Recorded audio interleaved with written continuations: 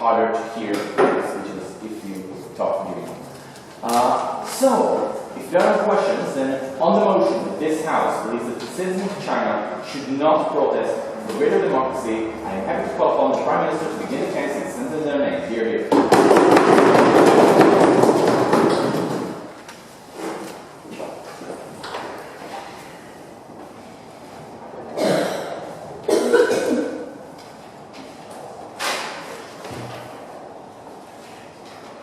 Good afternoon, dear ladies and gentlemen, dear Mr. Speaker, dear colleagues.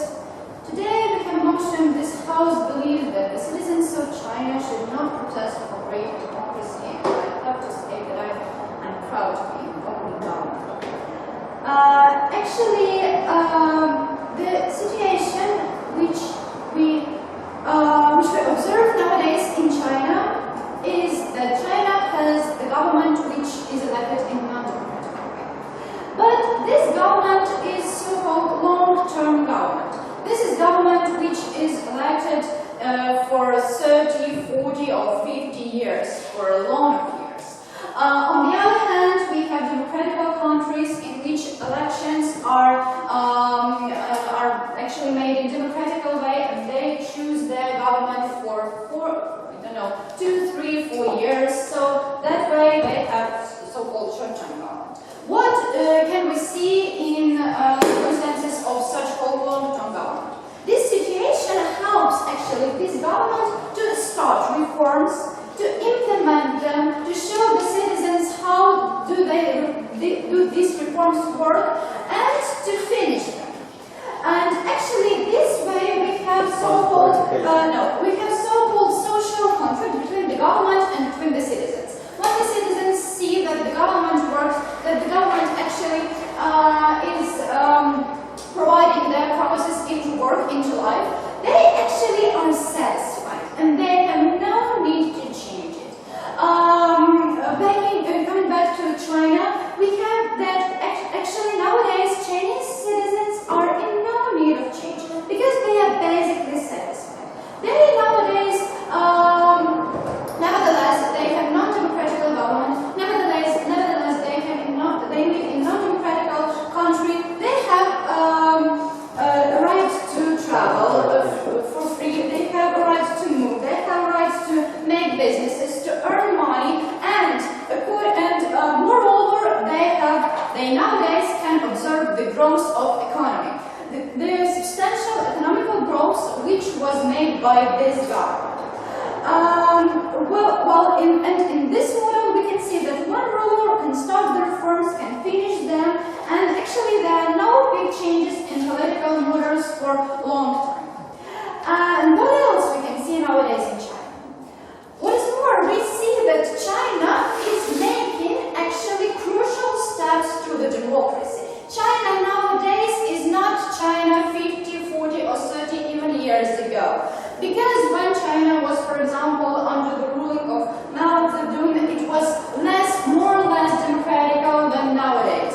People couldn't travel for free. People had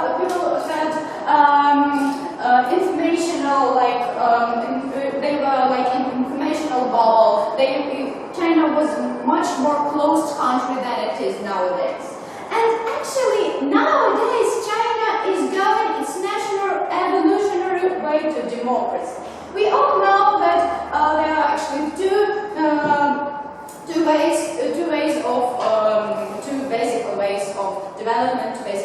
of development. The country is evolutionary and revolutionary. And revolutionary way, the way we are against the way as a government can not only make no good changes, but it can make the situation worse. Because nowadays Chinese regime is in power to stop any protest, is in power to stop any revolution. And what is more, if this regime will see any threat for their power, for their regime actually in this country, they can strengthen their power, they can strengthen their,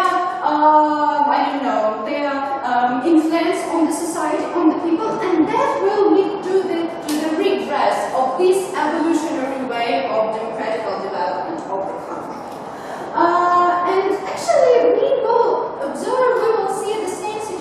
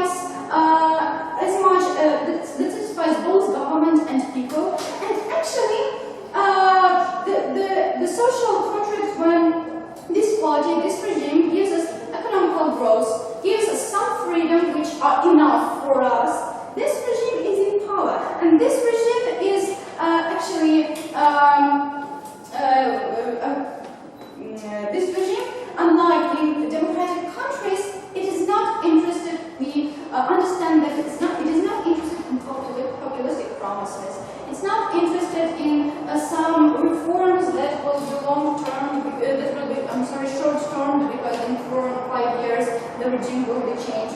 Because this regime wants to stay in this country for 50 more years or 40 more years, and it will do everything to stay in this country, to strengthen its influence in this country, and it will be interested to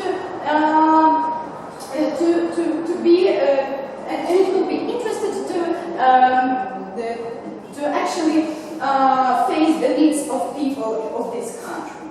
And what we also shouldn't forget that Chinese people's mentality is already used to this kind of regime.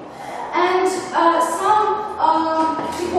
some very radical changes nowadays actually wouldn't be accepted properly, wouldn't be understood because people are not ready for those changes, and actually they have no need of these changes because of this social conflict that we have mentioned. So, summing up everything I said, we strongly believe that citizens of China should not protest for greater democracy. Thank you for your attention. I thank the Prime Minister and Mr. Caution the Liberal Opposition. Here.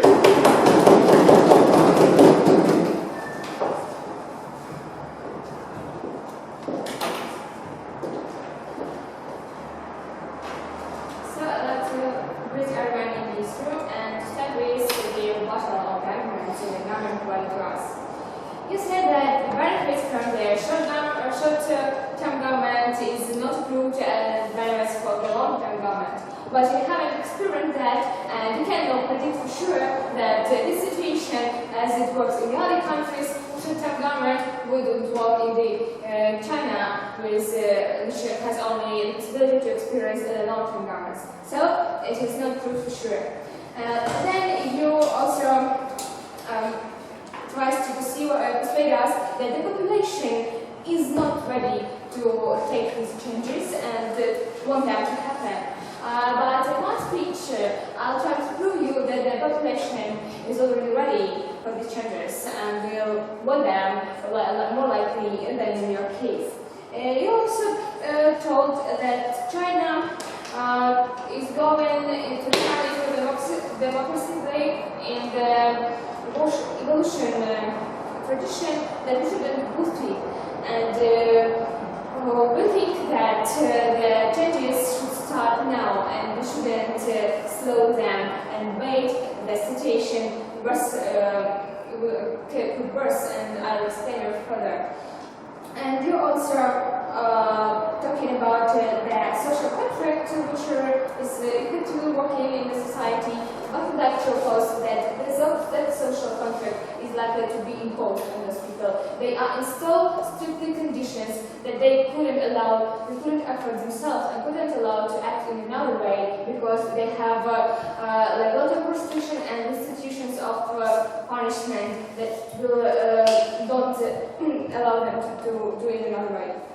And that's why they feel the responsibility and obligation of conducting social conflict. So, why do you think that Chinese citizens should promote protest for the greater democracy? Because of the improvement of the general welfare of their country. Why? Those economic growth which they got now, it was gained by the very great, tremendous efforts, human efforts, production efforts, by the foreign investments involvement. And what does it have now as a consequences? Not only the great economic growth, but also one of the worst ecological situation, one of the lowest salary per person. And those people, they should know that they could be better, and we think that they should have the possibility to improve their rights, to improve their position. And this could happen only if those people will protest and will be trying to improve the democracy situation, because to be able to choose to elect the another party, to be able to create actually the Nazi party, which could suggest them the better conditions, which could change their whole policy line and suggest the better policy which could solve all these problems. Because people suffer from diseases. People suffer from diseases and trying to cure them. They buy the air to breathe for people, and that actually highly income people, they contain only 20% of the whole popularity, and they 80 they live in a poverty, and that's why we think that Chinese citizens should try to protest, even if it will be very difficult, because in the long run the situation will get even worse, and there will be less chances to improve this situation. And now we can even sacrifice, if it takes us a lot of efforts to somehow decrease our economic growth, we think we could sacrifice it, because we already gained a lot of power in the world, we already gained this high level position, and this party which now rules all this, they don't think actually about each citizen in their country. They are satisfied with their position and this. Protesting will lead to a failed state like we have in Ukraine, in Libya, in other No, countries. no, there are less possibilities to be failed state, because they already have such a strong power, they're more powerful than Ukraine to gain that failed state position. They are more powerful than Libya, and they are more powerful than any country in the world, because they are ranked as the most powerful economy in the world. So we think that they should concentrate more on their people, and that people who really care about their lives, who really care about their future, they should know that they could have the possibility to fight for their rights, to demand their rights, to demand their position to be improved. And that's why we think that of the reason of the greater welfare for the whole society, not just for one part which is more involved in the production, which is in the high-ranking party positions, which is satisfied because they have no such great progress with the other part of which an average worker have, which an average teacher have, which an average doctor have in China. And that's why we think we should promote, we should let the people demand and let them know that they can do better, because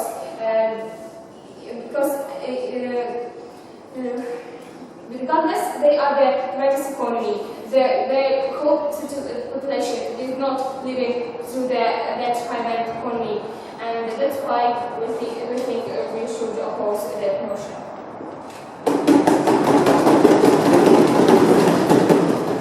I take a little bit of opposition, maybe to call upon the Prime Minister to be here. Okay, it's a big pleasure for me to be here today and to stand on the bench of the opposition, and now you're here. Why? Dear Mr. Speaker, firstly, let's speak about those counter-arguments which were provided by the opposition bench, and then we'll show you why people of China do not have to protest for the democracy. So, Mr. Speaker, we found some interesting logic chain in the position of opposition. Somehow they decided that welfare, this is a democracy, but still they didn't show us why it is the same things. We strongly believe that the democracy as it is not the welfare and good conditions of the life of these citizens. And we will show you that the way what the opposition is showing us is not working in the situation of communistic ideology, in the situation and atmosphere of the totalitarianistic state. Then, a lot of people living out of poverty right now, even in this good economic situation. Here we have to highlight that communistic regime is slightly different to that regime which we have in the democratic states in the market economy. Basically, still, those people who are living in the poverty, in the lowest positions, they still have a huge support from the state, because they're they're trying to build a communistic state. That's why we say that even if they have the poverty because of the amount of money that they have in their pocket, still they have everything what they can, what they want. And on the other hand, if we will build China as a democratic state, it seems to be that if they will be in poverty, they will lose everything, and they will bring them even in a worse situation. Replacing the economic growth, China, we will speak about it in the constructive points, and speaking about the China which will be the failed state. Dear Mr. Speaker, we had such experience when in such countries, the totalitarian countries, people started to fight for democracy, really fight. For example, Syria, and it's brought us to the civil war inside of this country, which basically destroyed good welfare country, which high level of incomes. We have Libya, which are basically absolutely destroyed, and the people are living in poverty right now. And this experience is shown for the Chinese people. They see what can bring us in the fight for democracy, and they can see that their state, where they're living right now, can brought up just to the war situation when they will live in poverty, bombing, and so on and so forth. Mr. Speaker, let's speak about another thing, the mentality of the Chinese people who from the 50s, 40s years, 1940s are living in the communistic ideology. They believe that the communistic party is one of the most powerful things in the country. They used to live with a, how it's called, with a hard hand that will decide everything for them. And from the other point, in the history, we had one experience. USSR, basically they see what appeared with the post-USSR countries because of the immediate change of the communistic regime to the democratic regime, and basically we see that all of these examples of post-USSR countries are failed, and they didn't bring us good success in their development. From other point of view, China can show us and propose us how the evolutionary way of changing in China is bringing people to the welfare situation when they are absolutely happy with their being. Just look, in the 40s when Mao Zedong came, they had absolutely no rights. They have to work in special armies to build the enterprises. They couldn't have their own private ownership. They couldn't travel. But now, just in 50 years, they can travel, they can have businesses, they can have money. Yes, they are not able now to say what they think about the communistic party. But we are absolutely sure that they don't have the bad view on this communistic party because they have on what to live right now, and they're absolutely good with it. Now let's speak about this moment, about this social contract which my teammate said. Mr. Speaker, we see that for the last decades, when the substantial growth in China started, and people are absolutely happy with it because, you know, nowadays they absolutely are happy because they have on what to live. We definitely believe that if the democratic changes in revolutionary way will start, basically they will lose this possibility to earn money, to have on what to live. They will lose their rights which they have just gained. From other point of view, we have a situation when the regime, the communistic government, is absolutely in interest to implement good economic situation for their citizens, because from this they know that they will be empowered for several decades in the next times. But if the situation will be changed and in that moment this regime will fail and something will happen with them in power. So we see absolutely normal, like symbiotic situation between regime and the people. People are happy because they're earning money. Regime is happy because they're basically in power right now. That's why we're saying that nowadays society in China is absolutely happy with the situation, what is going on right now. Speaking about the restrictions and very high penalties, which the opposition were telling, yes, they have very high penalties because of the corrupted people who are stealing money of these people from China. And it's absolutely fair and not and good. And this is another point why China now gathered this economic situation. So, Mr. Speaker, just to sum up, we showed you that basically nowadays economic situation, it is like one of the mechanisms why the Communist Party in China is interested to make welfare for its citizens today, because it will guarantee them empowering and fluidness next. Secondly, we show you that the citizens of China are absolutely happy because they are well-fed right now. And secondly, they saw the other experiences, how the totalitarian countries were basically failed because of the flaws of fighting for the democracy. And another experience, they saw how communistic USSR was failed another time because they were willing to get the democracy. So just because we have the whole situation when everybody are happy in China, we are begging you, Mr. Speaker, to propose. Thank you. I thank the Deputy Prime Minister and to call upon the Deputy Leader of Opposition to close up the top half.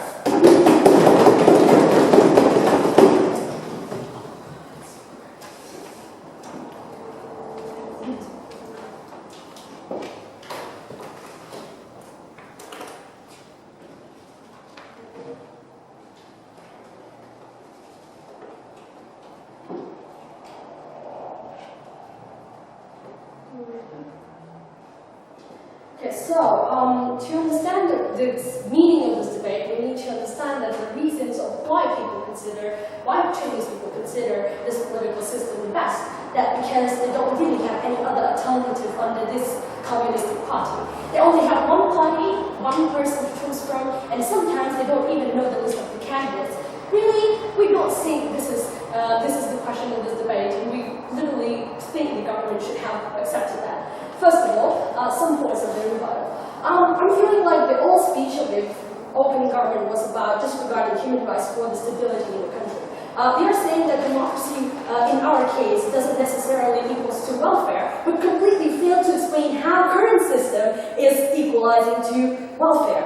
What is the metric in this debate? So we are fighting here for the choice, and what we were trying to say that the choice matters, the alternative matters. And in my speech, I will try to explain to you why giving them the choice would actually increase their prosperity, economic prosperity, because I guess the second half will speak about it, and why true information is actually matters in this economic prosperity system as a whole. So first of all, some more rebuttals. Syria, Libya, USSR. This is a ridiculous example to give there. Because first of all, this is the autocratic system that only have one resource to the economic prosperity. In Syria and Libya, it was oil. But in China, for example, the economic prosperity depends on so many other actors. Not only just about the Chinese political system being completely stupid, giving no rights for people and cheap labor for everybody, but also the foreign investment that is hunting those cheap labor and making Chinese people suffer. So we believe there's too many things to speak to that. We're saying that opening government spoke two of the radical scenarios, saying that people of China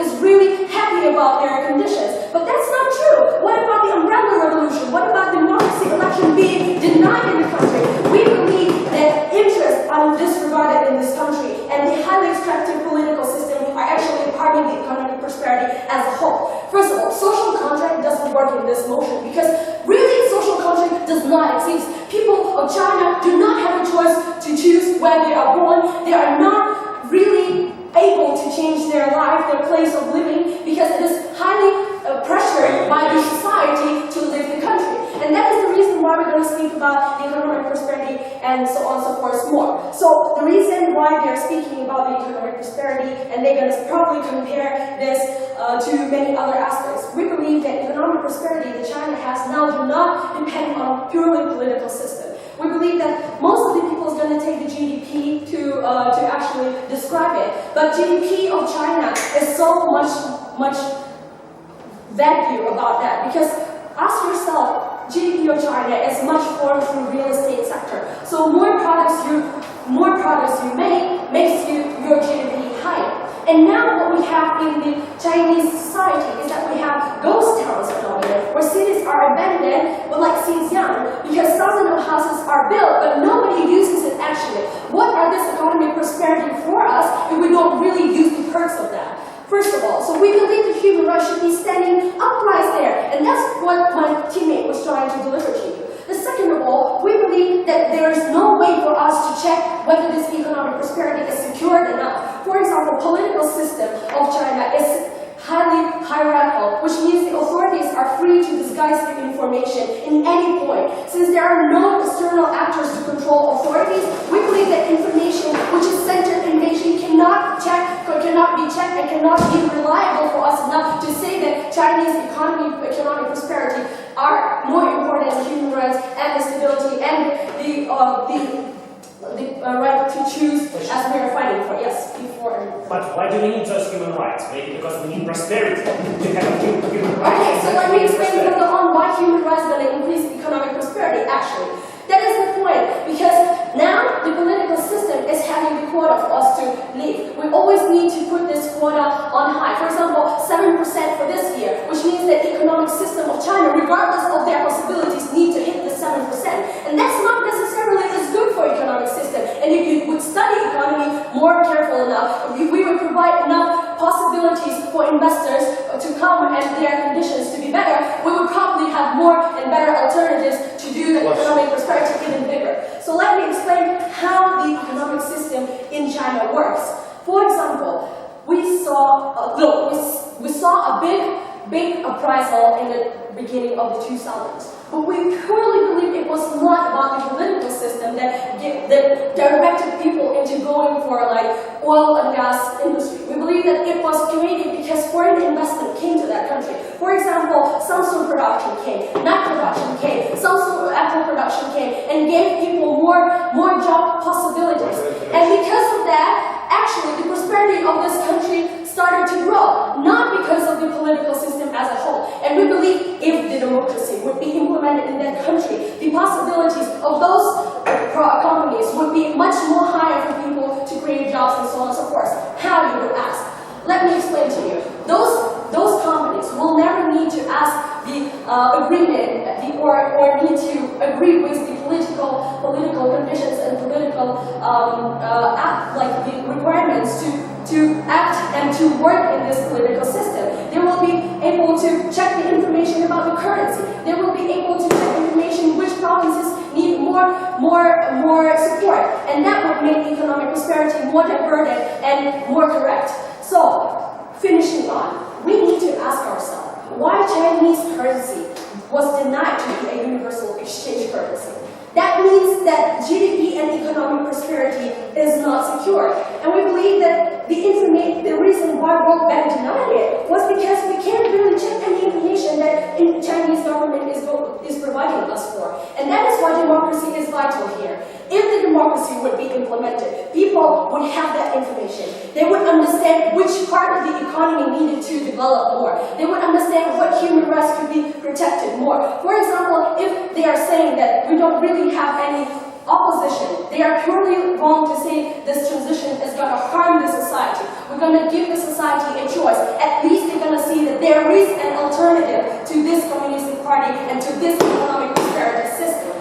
Either it's going to be, regardless of the results, it's going to still be better because we're going to have ability to choose. And we believe this is important. Smooth transition will happen because opposition already exists in this country, but are much suppressed. And please, because for this reason, we believe democracy should suffice in this debate. And I'm so proud to be part. I thank the Leader of Opposition to open the second half of the debate and to call on a member of government. Hello everyone, my name is Alex. I'm really proud to stand here and to protect the people of China. I'd like to start this speech with one simple and clear idea. What prosperity depends on? Is it depend on human rights and democracy, or it depends on something else? From my point of view, and the point of view of every economist, prosperity depends not on the human rights. And prosperity depends on a free market and a well-managed economy. And right now, we think that prosperity wouldn't be much higher. It could be even low in case we will start protesting for more democracy. Why? Because of a couple of reasons. First of all, the current people of China is not prepared for democracy, and it's really important to be prepared for it. And the second one is about democracy risks, which could lead to failing state, like I have examples, and I will try to show you how it works. So, right now, we have some cases provided by my colleague, like human rights could lead to choice of people of China to attract more investments in our country. But please, investments, it's not about the question of human rights, it's a question about managing economy. And even in a democracy state, country and government could decide to not attract investments at all, to attract some specific investments, to ban some specific companies like we have Ireland in Apple, even harming their own economy. And it could be in a democracy state, it could be in a non-democracy state. It's not dependent on human rights, it's more dependent on managing economy. And right now, our people are not prepared, because we're talking not about some state, like, average state. We're talking about China state, and it's really important to understand that China, current China, is not prepared for it, because democracy, what is democracy in its nutshell? It's a challenge for every citizen to take actions on a daily basis about the country, to participate in elections, to be proud for the country, to try and make it some good, to act and to try to be like government. And right now in China, people don't prepare for this, because they don't have a culture of this democracy like in other countries. And right now in China, we think if we start protest for democracy, this would lead to democracy risks. And we're not talking about some even only failing state, like my colleague from the from the opening government said. We're talking about other countries which are not failing, but their democracy there, they're not providing economic prosperity. Because they have some democracy, but their government and economic management was poor, and it's no clear connection between prosperity and the democracy. And we are stating this because, we have other countries like Singapore, also with one leading party, which is prosper, and we have US country, which is also prosper. But we have some European countries which are democratic countries, but they are not prosperous, right? So there's no real clear connection. But what is really clear is that if we start protesting for democracy, if we try to provide this democracy to some not prepared state, we will face with democracy risks. It's a populism, it's some not really good guided actions about its economy.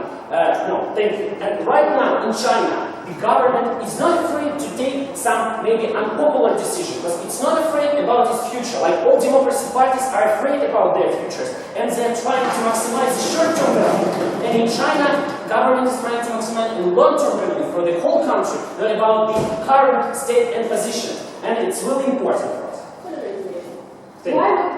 Why would they want to take long-term prosperity priorities if they're actually a very extractive political system? They're not interested because nobody could question their authority.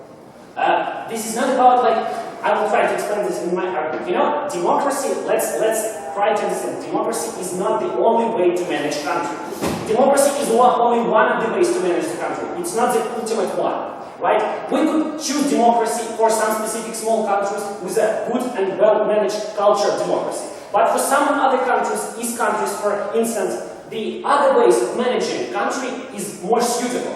And in case of China, the one-party and non-authoritative or very authoritative government is really suitable because it could make the really big country and manage it well. Right? So this is really important. And right now, we have not no democracy, but we have a market, so which provides us prosperity.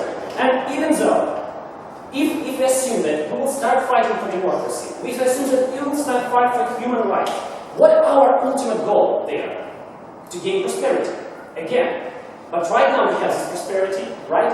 And we are doubting that this prosperity in case of fighting will be higher, right? Because we have democracy risks. We have a lot of examples of countries which are failing or not failing or failing right now with democracy because of those risks, right? And why economy prosperity is more important over the democracy. Because in an ultimate way, we are seeking for security, for stability for our citizens, to make them happy, wealthy, and to have money and to have work, to try to sell and buy products. And China provides this to the citizens. No, thank you. It provides to those citizens. It gives a chance to travel, to learn, to have and run businesses. So the basic human rights they have there. Yes, they don't have like a democratic parliament or government, but they don't need it because the ultimate goal, prosperity, is already achieved right now. And we are afraid that if we start transforming the really big country with a really complex economy in a way of democracy, it will face this democracy risk. It will face this really compatible government people who don't understand how to manage this complex system. And it will lead to the failed state, and we are afraid of this. And we right now standing here and protecting the future and the current state of China people. Because right now we are prosperous, we are making prosperous every day and every next day. And we would like to have this situation to last forever. And we don't want to experiment on not really understandable ways of providing and transforming into democracy. Thank you. I thank the member of government and call on the member of opposition.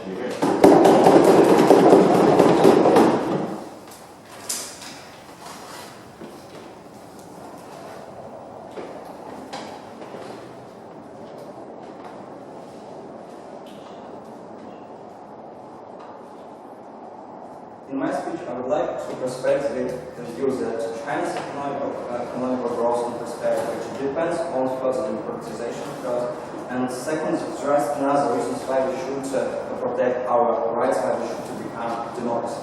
But first, rebuttal. You first come to say us that people are happy, but it's not really true, because we see groups in China which are not really happy. We saw Tibet, which under the pressure in China, which also are not happy. We see Taiwan, Shanghai, or Hong Kong, who also under the pressure. People are not happy in China. You talk as that China makes a huge step for democracy, but it's also not true. Because 6 months ago, China government obliged some free territories to ask before elections which mayor, which local authority would be in the local authorities. Yes.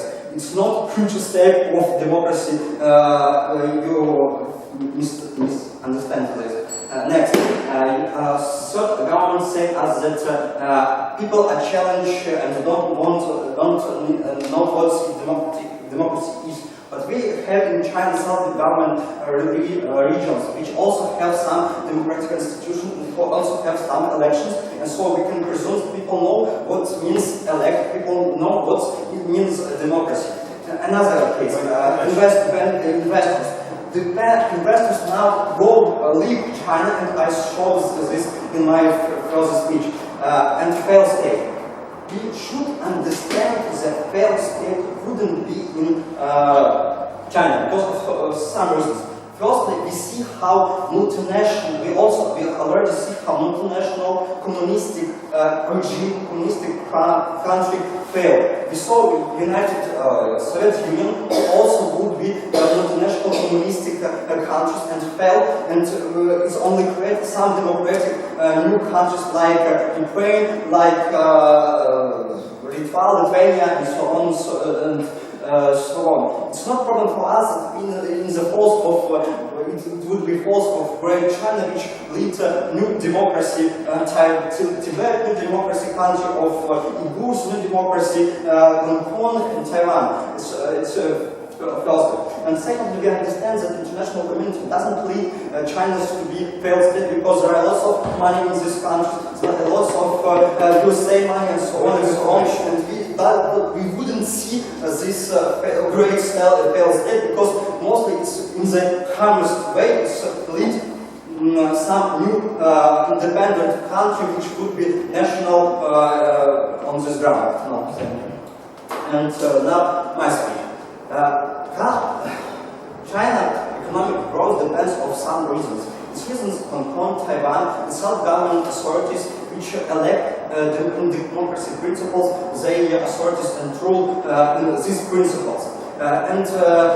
These authorities, these regions have the most amount of investments. Because you say investment, understand that this territory are safe, this territory are this territory are democratical and they are really safe and they are sustainable and so on. But what we see now? We see 1 year ago, we see a really huge decline of economical growth in China, and lots of authorities told that the reasons why we see this big decline, it was that firstly, democracy authority in China can't make new reform which need in China. There are lots of huge level of corruption in China, firstly, and they don't want to protect intellectual property in China, and they don't want to have these reforms.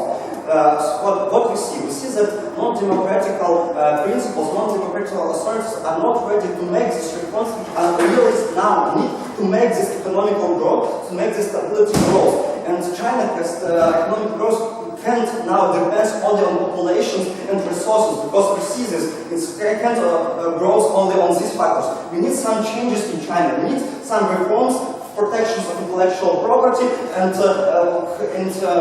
solving of problems of corruption. We see it in the Soviet Union when we have some families which control all the countries and also was corrupted.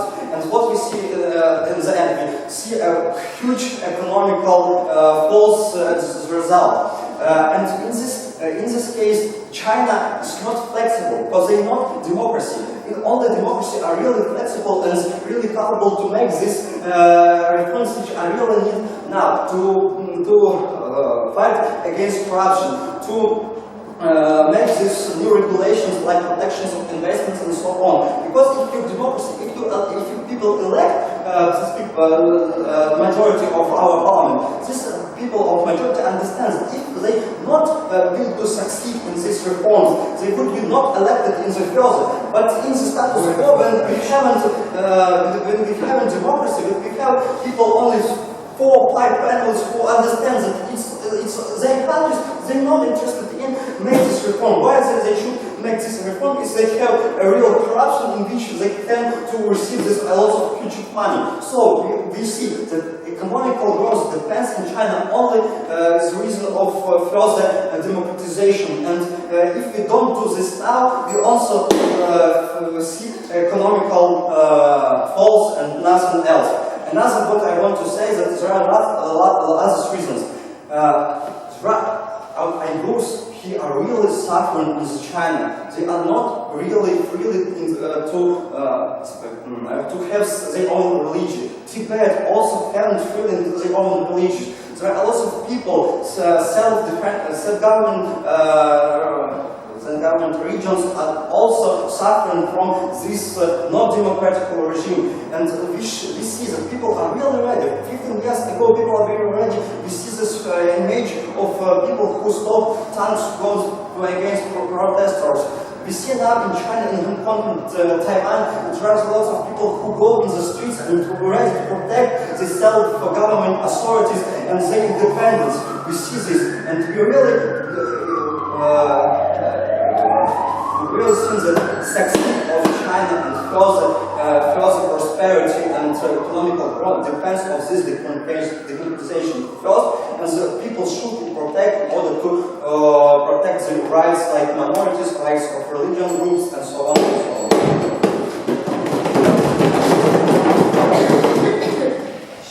I thank the member of opposition and I call on the government whip to sound the gun case.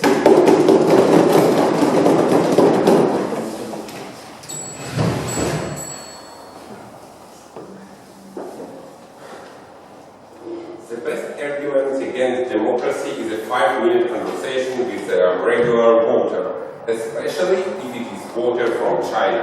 And we strongly believe that in these debates we will compare the economical growth and something meets democratic principles that are not used for Chinese people, that are not will not efficiency for their economy and for their life. That's why we are proud to stand for government.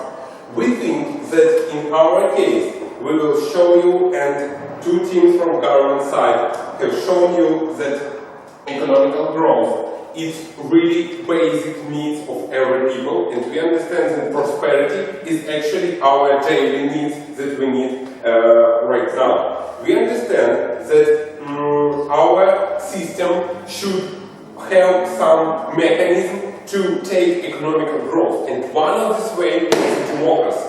And I will show you nothing here, and I will show you in my explanation why democracy works actually in some countries and why it didn't work in some countries. Firstly, few points of rebuttal. Soviet Union is an example from our second half of opposition. And we understand that Soviet Union is a great example for our side. Why? Because what country we will have, we have right now after Soviet Union, is some semi-authoritarian country like Russia, Belarus, Kazakhstan, and so on. We have Baltic country, but it's not a point in this game because they are not grow in this system. They were very special everything, and they were actually European before the intervening by Soviet Union. And we have Ukraine. We have Ukraine as an example of a very bad economy management. Corruption, it's an example of corruption, it's an example of like low economic growth, and we understand that you say too many corruption in China, but we understand that when John Kerry mentioned about the greatest example of corruption in Oxford Union, he mentioned Ukraine, but not China. Why? But Ukraine is a democracy country, Ukraine has democracy, but we understand that there is no connection between corruption and democracy. We understand that there are some other reasons for choosing some political regime. And we understand that flexibility and so on, it's not a point in this game as our second opposition said. Why? Because investor needs not flexible, investor needs stability and they need to protect their right of property. That we have no in Greece, we have we have no investment in Greece. Why? Greece is the motherland of democracy, 2,000 years of democracy in Greece, but there are no investment, it's a poor country right now. Why? Because we understand that mechanism works bad. And we understand that we have examples really great democracy and economical growth country. It's the US. But why it works in the US? Why democracy works in the US? Because US is a country of immigrants, of intelligent people from Europe. They understand how they should work, and they understand actually the challenge of democracy. They understand they have ability to choose the way how this country should go, should develop. And we understand that US actually have this economical growth and have stability and have actually human rights protected. Why? Because the people needed this one, and the people have actually ability to protect their rights and have have the possibility to manage their country. But what we have in authority country like China, unfortunately, we haven't seen successful transferring from authoritarian to democracy all over the world. We haven't seen no successful countries of transferring from our opposition side. Why? Because there are no. We understand that political regime based on mentality, based on some human and people's needs. And we understand that when we talking about China, it's Eastern mentality people. We understand that these people actually used to have to be in order to someone, to be irresponsible for someone. And we understand please. You're saying that the economic system depends on the security of the prosperity rights. How can you prove that prosperity rights can be nationalized anyway by the Chinese? And also, you didn't prove anything why the economic prosperity now is more efficient than the one that will be under democracy. You understand that right now they have economic prosperity, but after transferring to democracy, with very high probability that they will not have this economic prosperity that they have right now. And it is a point. But by Parliament of Moscow, we understand that our basic need is actually our food and clothes. And we understand that actually when we have these needs are covered, then we need to develop more and more our basic needs. But right now we understand that people have economic growth. But you think when they will have right now they have too many restrictions. But it's not actually true, because they actually can move to another country, they can travel, they can be entrepreneur and so on. So it's allowed in China. And we understand that actually, yeah, maybe it's not so freedom like in West, but these people don't need this freedom. And we understand that these people will be poorer with this freedom. So by all reasons you'd like to suggest us a new regime that will lead us to less economical growth, to something new for us that we will not know how to use it. We will not know how to use and how to manage this country. We will be the new example of failed transforming from authority to democracy. Please propose this motion. Thank you. I thank the government whip and to sum up the opposition case in the debate in Parliament to call upon the opposition whip.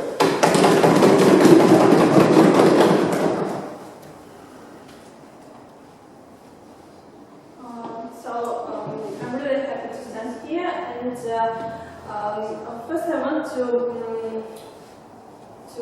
give the answer to question why democracy is more prioritized for us as citizens of China, and why the welfare is this democracy. So firstly, some words of debate. Our proposition said us about corruption, and they used only examples of Ukraine, but we showed really logic why this corruption is now and why this corruption won't be in the future. So we say that this corruption in China is because of the couple of families that in authority in the government, and because they really have only the power. And the next point of our government was about your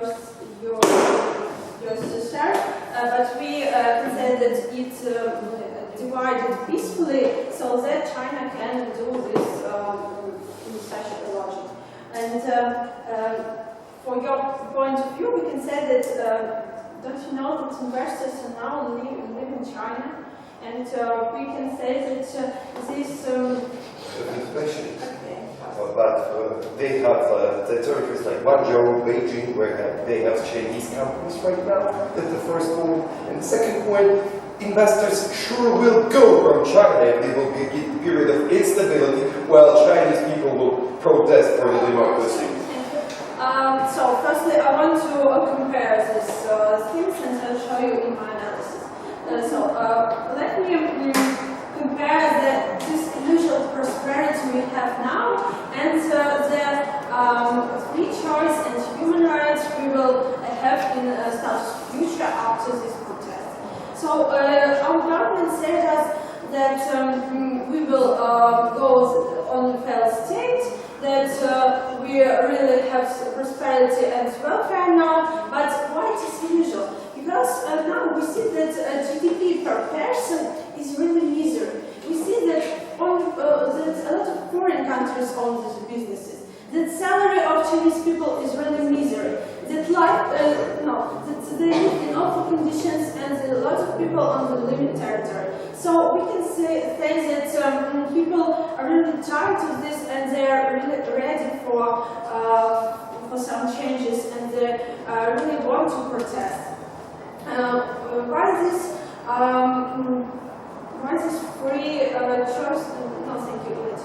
Why this free choice and human rights will help us? Because we said that investors really will come. Okay, we agree with you. Maybe we will have some periods when there will be protests, and maybe some companies will not agree with it. But in this status future, we will really have this human rights, this free come. Why they will want to come? As my teammate said, they want to come in safe and sustainable territory. But not that we have now people, we as a Chinese people, we understand that we want these investors only not because of the cheap labor, but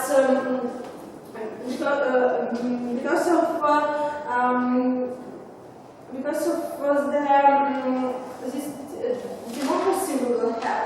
We don't want to live in such conditions. We don't want to, as the Chinese people, we don't want to be really cheap labor. As my teammate said, that we have great examples of Taiwan and Macau, that these states have legislative branches, and they have, and I think they have some democratic. They are more democratic than the China. Okay. So that we can say that this example shows us that democracy is the way to get welfare, because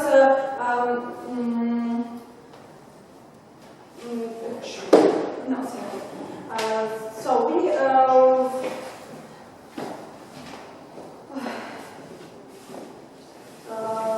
China now is not stable country, because we have the corruptions, we have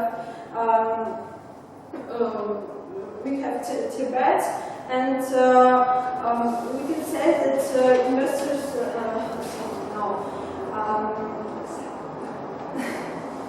okay. First, Mr. Speaker, the bench of opposition is telling us that investors are going out from China, but we can say that there is not a good situation in markets right now. That's why they're leaving China today. It's not the problem of the political system of China. And speaking about those small markets. Okay. About you tries to show us that there is no connection between the political system and the economic growth. But we can say that the free markets and so on. But you really said that this economic growth is only from the government. But we don't agree with it. We think that this economic growth is because of people, and we think that a new government will be really interested in reforms to bring the protection of the intellectual property, to bring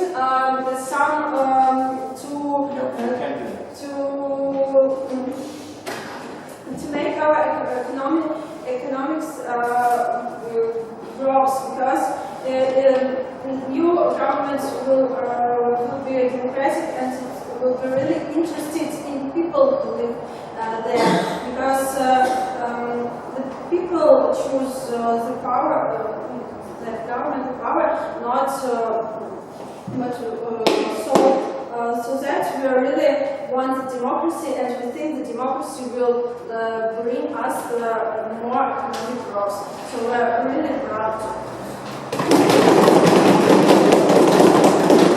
I thank the opposition. We can all speak to the debate. Please let's give